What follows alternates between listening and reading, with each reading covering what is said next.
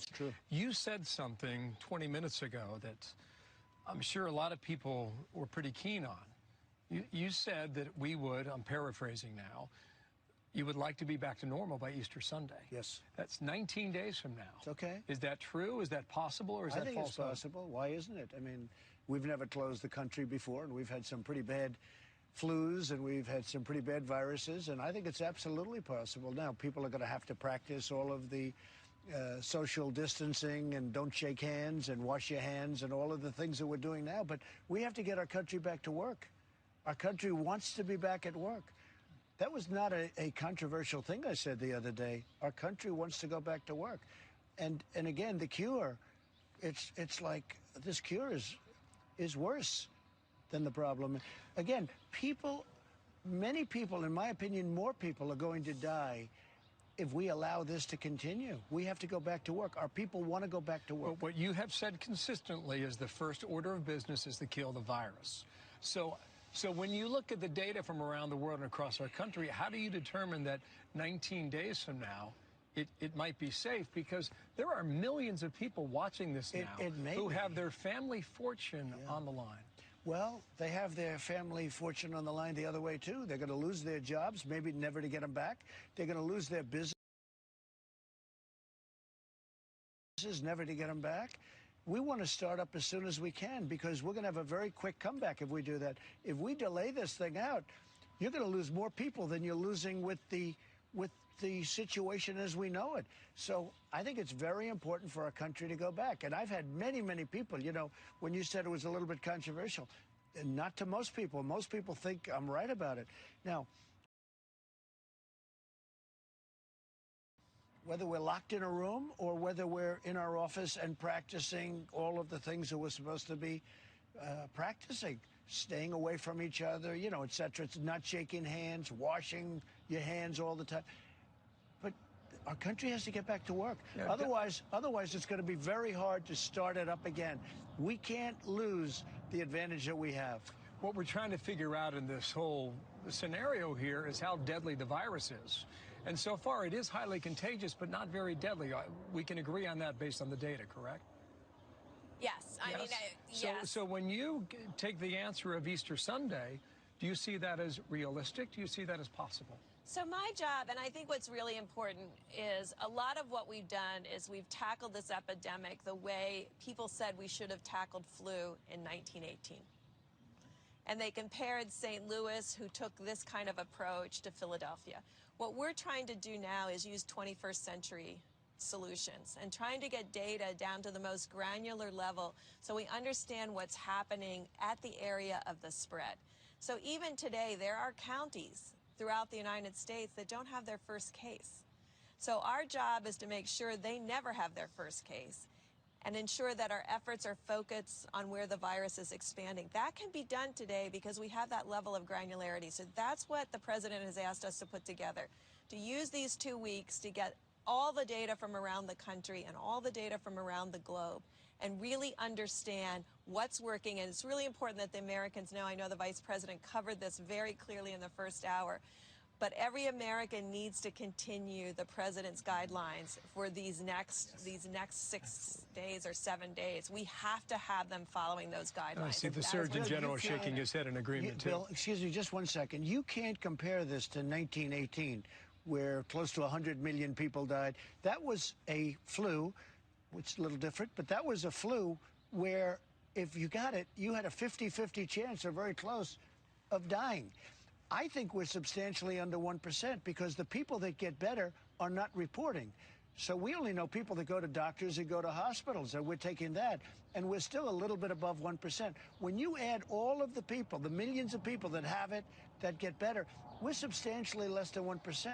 And when they came to my office, don't forget, they were saying 3%, 4%, 5%. There's a very big difference. No, we have to put our country back to work. This is Matthew chapter 24, verse 4. And Yahushua answered and said unto them, Take heed that no man deceive you. Verse 5. For many shall come in my name, saying, I am Hamashiach, and shall deceive many. I want to give all praises to Yahweh, Bahashem, Yahushua, Bahashem, Rakakwadash. and want to pay homage and pay double honors to the apostles and the elders starting in Great Millstone, who I've been getting my teachings and edification from, and want to send in all sincerity to the elect out there, prosperity, and hope that they are being gratified and educated to the word that's being spread out across the four corners of the earth. Now, in the intro of this video, you guys would have saw that interview by President Donald Trump. And notice within that interview, he spoke very clearly about opening the nation back up around Easter, Easter Sunday, which I believe is April 12th, 2020 of this year. Now, I read the scripture here, Matthew chapter 24, verse 4, because Yahushua told us to take heed that no man deceive you. And when, Yahushua said that, Yahushua was prophesizing to us that in the latter times, which are now, looking at these signs, that there will be, people that's going to come on the scene claiming to be Christ, who the world ignorantly calls Jesus Christ, which is not his name. And there will be false prophets who will come in his name to try to deceive the simple-minded, right? And let's get that in scripture, because what you see here is, I believe that's in Romans 16, Romans chapter 16, verse 18. And I'm going to read here. Actually, I'm going to start at verse 17, and it says, "Now I beseech you, brethren, mark them which cause divisions and offenses contrary to the doctrine which ye have learned, and avoid them." Verse 18, "For they that are such serve not our Lord, Yahushua Mashiach, but their own belly, and by good words and fair speeches deceives the hearts of the simple." So this is not only pointed out to people such as, Donald Trump top elites, but this goes for you brothers out there that are in camps that are, preaching a false doctrine and setting a bad example and not actually taking heed to what the scriptures is actually telling us. So to not, veer off, because I'm actually going to come back to you brothers on the count, I want to focus on the video that you guys saw in the interview with Donald Trump. So we all know that Easter Sunday is in the worship of who the world ignorantly calls Jesus Christ. Now, to some of you who don't know, you have to understand that there is a time of a festival of a Wiccan holiday that's coming up. All right, and it's it's coming up in about a month and a week, or I want to say about a month and a week, and it's called Beltane. Okay, and Beltane is a festival holiday that celebrates ushering in the spring equinox into the summer solstice, right? And this is a special holiday that the wicked elites take part in, blood sacrifices. Okay, now Salakia, what's very funny with this is it crossed my mind when the president said in that interview that he wants to reopen the country back up on Easter Sunday. Now, why would he want to open the country back up, work businesses around Easter Sunday? And I'm going to tell you why. It's clearly because, you have to understand, America being, Babylon the Great, they take pride in worshiping everything against the scriptures. They have their own holy holidays, which are wicked pagan holidays, traditions that goes all outside of the scriptures. And the main holiday that we're coming up with, just as the Passover, which is the main holiday we should be celebrating according to the scriptures, as that passes over us, the next holiday that's coming up of this pagan tradition is Easter. Okay, and I'm going to prove it. So if we look up Easter, or in other words known as Ostara, right? Ostara was the actual name for Easter, okay?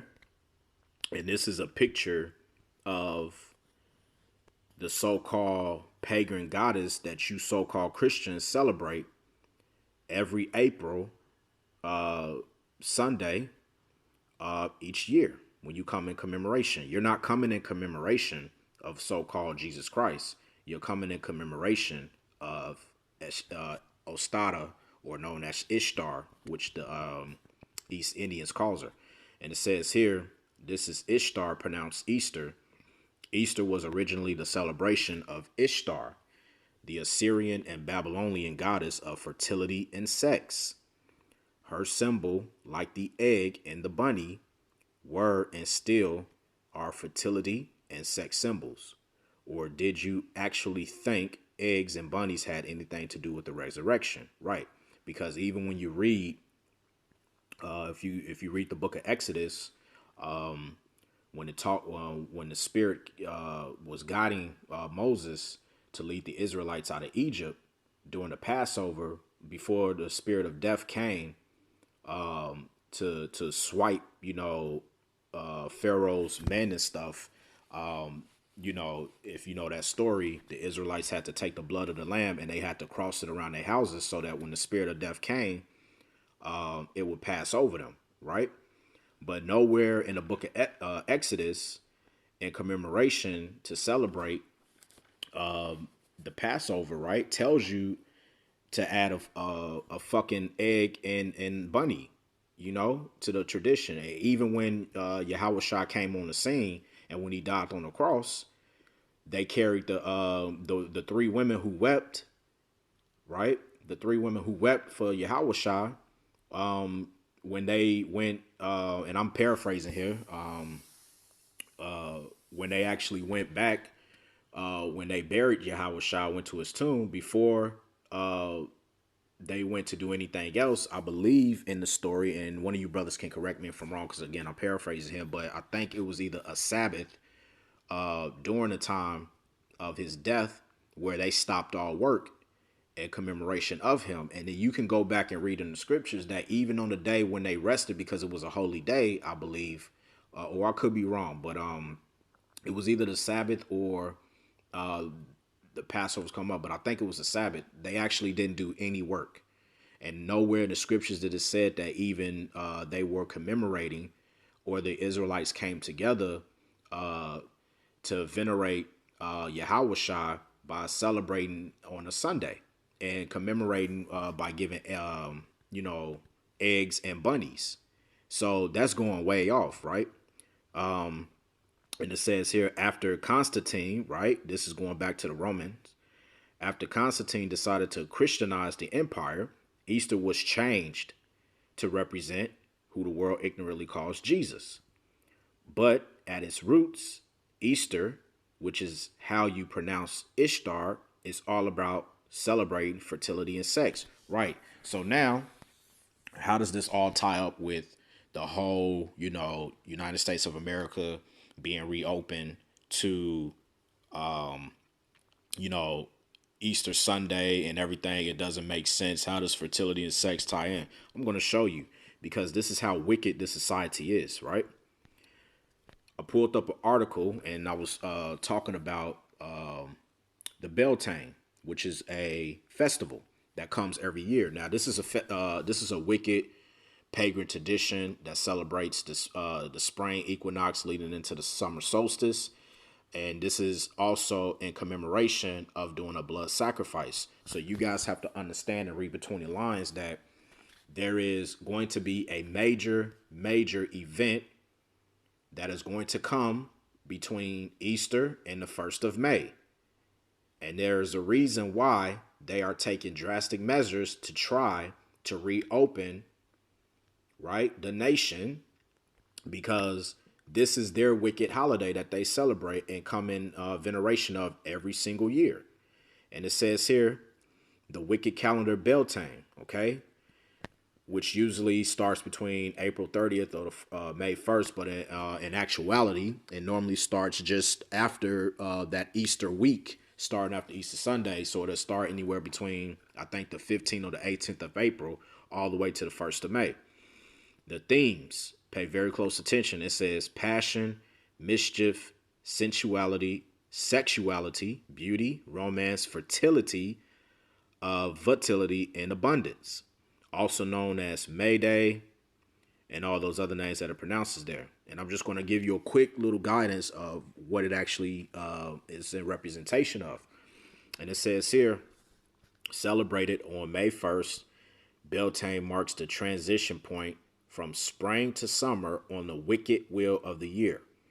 This is a heady time of lust, passion, and fertility, marking the return of vitality to both the earth and the sun. Blossoms on the trees are given way to robust leaf growth. Young animals are growing into maturity, and the daylight continues to lengthen and strengthen as we move toward the full power of summer. Okay. Love and commitment are the themes of the Sabbath. Okay. Along with the abundance and creativity of hand fastings or Wiccan wedding ceremonies are traditionally held at Beltane. Beltane is a very sensual Sabbath in many Wiccan traditions, celebrating sexual energy and co-creation. Wiccan mythology holds that the god and goddesses come together in physical union at this time, having reached full maturity in their growth over the spring. Their coupling ensures the continued propagation of all life, as now the god will be reborn of the goddesses after he dies in late autumn. It also symbolizes the coming together of masculine and feminine energies at work in all creation. This is when the goddesses begin to step into her mother aspect, and the god has almost reached the height of his power. Okay. Now, this just pretty much goes into about the Wiccan groups and so forth and everything else like that. But real quick, I just want you guys to gain an understanding as to, you know, what this guy is actually doing. Because as I said in the scriptures, okay, you know, Yahushua told us that, you know, by their good words and fair speeches, deceive the hearts of the simple. So you have here President Trump deceiving the hearts of many minds, saying that it's a possibility for the country to come back and he wants to reopen. Well, he wants to reopen on Easter Sunday because that is the time of the spring equinox coming into. So the elite are planning to worship their wicked holiday, which they're going to bring in. And let's understand something here, because I don't want to go off topic, but I'm trying to paint the picture in your minds and open you guys up to the truth. They are going to set something up to where they're going to make everybody settle down and come back into their comfort zone. And when you guys least expect it, a sacrifice will be made. Now, what could possibly happen is you have a lot of people that are going insane right now due to the full shutdown. There was a guy on the news the other day who committed suicide. He jumped from his rooftop condo, whatever the case may be, because the neighbors witnessed and spoke that when that particular city that they were in, where the gentleman had passed away, when they had just went into a shutdown. So when they went into a shutdown, it must have got to the gentleman and he took his own life away, something he can't endure. Okay. Now you have to ask yourself, they know what's going on because they're playing the game and they're trying to see, this is a drill. They're trying to see how the vast majority of civilization is coping and how they're reacting. Because as I said in previous videos, there's an end game to all of this, which is the mark of the beast, the microchip. Okay. But now here you have the president saying that he wants to open the nation to go back to work and so forth, as you saw in the intro of this video, on by Easter Sunday. And what that is entailing is that the elite, who's really behind the democracy of America, really the whole world for that matter, their holiday is coming up, Beltane. And without fail, there's always something that happens around this time of the year in any parts of the world by the 1st of May, anywhere between the 15th of April and by the 1st of May, because that is the transition of the spring equinox leading into the summertime. Okay. And what can potentially happen is they can soothe American society by reopening jobs, businesses, and so forth, slowly lifting the ban from all the stages of the lockdown. Okay. And just right around towards the festival mark of the first of, or maybe on the 1st of May, which is the actual day of the Beltane festival, right? They can come back and do a complete shutdown, and they can actually implement martial law. Now, you've just seen in Florida, the past couple of days, there was a video surfacing around where you had a group of, society that decided to go against their own will, not listen to the law. And what did they do? They went into the Miami Beach, going down in congregating amongst each other. Okay. And you had military guards come up, and they were armed with rubber shell bullets, and they started firing at the crowd of people to try to clear them. Right now, take that same, vision, and imagine that around this time, during this festival that they will worship, because it's going to happen. Do not be surprised that if they do reopen the economy, if they lift some of the sanctions that they placed on the American citizens on the lockdown, right? And they say, okay, you guys can return back to work. We're going to do this slowly but surely to try to put everybody at ease, right? They're going to hit you where you least expect it, okay? And they're going to come after you. They're going to come down hard. Okay? They're going to come down hard. So, to close this out, I wanted to grab 1 Corinthians chapter 13, verse 3. Chapter 3, verse 18. And I'm going to start at 18. And it says here, let no man deceive himself. If any man among you seemeth to be wise in this world, let him become a fool, that he may be wise. Verse 19, for the wisdom of this world, his foolishness with the Most High, for it is written, he taketh the wise in their own craftiness. Verse 20, and again, Yahweh knoweth the thoughts of the wise, that they are vain. Okay. And what is Yahweh talking about there? Yahweh is saying that he knows the wise that are vain. Why? Because the thoughts are your hearts. And the scriptures tells us that the heart is deceitful above all things, right? Let's get that. Jeremiah 17, chapter 17, verse 9. Right? Let's get that. I'm going to prove it. Right. Jeremiah 17, chapter 17, verse 9, it says, the heart is deceitful above all things and desperately wicked. Who can know it? So, we sitting up here listening to President Trump, and you guys you're not catching the punchlines here. You're not catching the subliminal messages because, this man is, without a shadow of a doubt, wicked. And he's deceiving many of you Americans, really you so-called Jakes out there, you 2/3 of the nation of Israel. Okay? Because by now, if any of you who have been watching my videos and taking around, what this is really about is this is come down to Jacob's trouble. Okay? This is the end time. All right. This is all about the birthright. Okay? Because Esau sold the birthright to Jacob. Okay. And now what Esau wants to do is he knows that his time is up. Okay. His time is up because the scriptures tells us the earth is given into the hands of the wicked. All right. Let's get that in Job. I believe that's Job chapter 9, verse 24.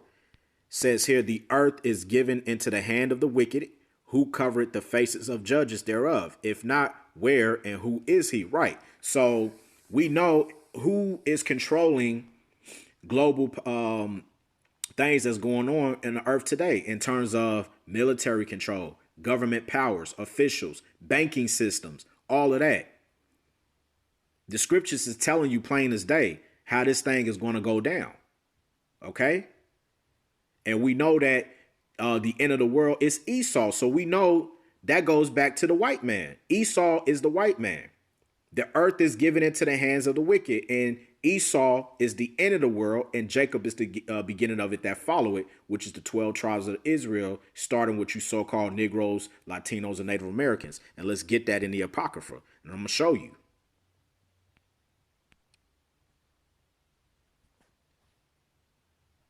We're going to go to 2nd Esdras.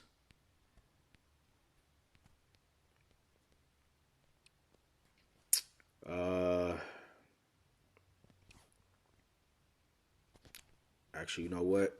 I'm going to just type it in real quick.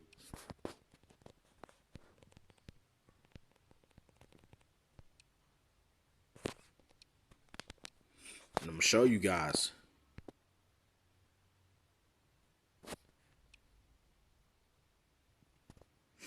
Second Esdras chapter 6, verse 9. This is the Apocrypha. And it says here, for Esau is the end of the world, and Jacob is the beginning of it that follow it. Okay?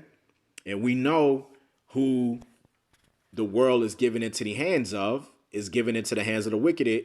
Thus said Job chapter 9, verse 24. The earth is given into the hands of the wicked. So if the earth is given into the hands of the wicked, right?